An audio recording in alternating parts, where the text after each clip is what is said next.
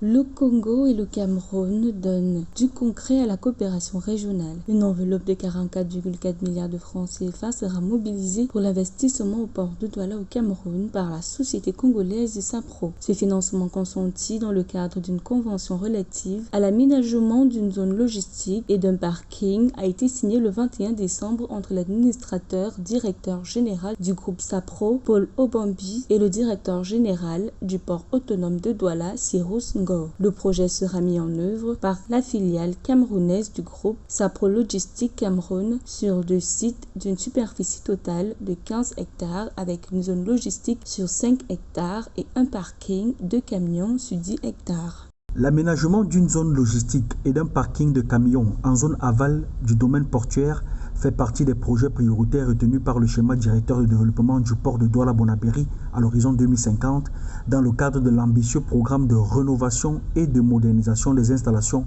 et des équipements portuaires.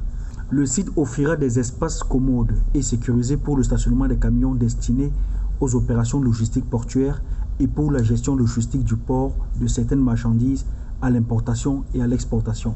Prévu pour une durée de 3 ans, les travaux d'aménagement du port autonome de Douala seront exécutés en mode de Build, Operate and Transfer. La société congolaise SAPRO va ensuite exploiter les infrastructures pendant 21 ans. Le taux de rentabilité interne du projet sur les 24 ans est estimé à 185,1%. Le projet vise à créer plus de 250 emplois directs et environ 800 emplois indirects. Le projet devra aussi désengorger des voies de désert du port le long desquels stationne continuellement des camions qui assurent le transport des marchandises selon les données officielles.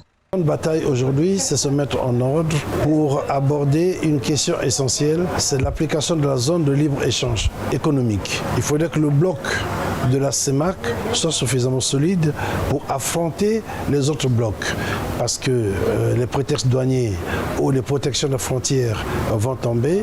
Dans 8 ans, le continent africain aura près de 2 milliards d'habitants. Rappelons que le programme de développement du port de Douala repose sur 2 principaux axes stratégiques. D'une part, l'amélioration de l'existence à travers la rénovation et l'optimisation des infrastructures du site portuaire actuel et d'autre part, l'extension future du port vers un nouveau site portuaire en eau profonde au lieu dit Manoka. Le port autonome de Douala assure 95% du trafic portuaire national camerounais et est le premier port au sein de la sous-région CEMAC.